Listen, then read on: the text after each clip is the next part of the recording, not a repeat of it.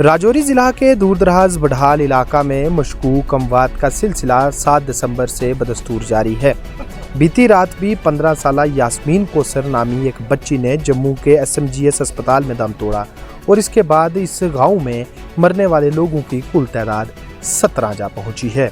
मेरे पीछे आप ये कब्रिस्तान देख पा रहे हैं। ये दरअसल कोई कब्रिस्तान नहीं था बल्कि ये खेती बाड़ी वाली ज़मीन थी, लेकिन मोहम्मद असलम नामी एक शख्स के अंदर इन मशकूक अमवात का कहर कुछ इस तरह से बरपा हुआ कि कुंबे में कुल 10 फ़र्द थे, जिनमें से अब महज मोहम्मद असलम व उनकी बीवी बचे हैं और उनके 6 बच्चे व उनके साथ रहने वाले उनके मामा व मामी इन मशकूक अमवात का शिकार हुए हैं। अब यास्मीन कोसर की मौत के बाद आज यहाँ कब्रों की तादाद मज़ीद बढ़ने जा रही है और आप खुद देख पा रहे हैं कि पहले से यहाँ 7 कब्रें थी, लेकिन अब 8वीं कब्र तैयार करना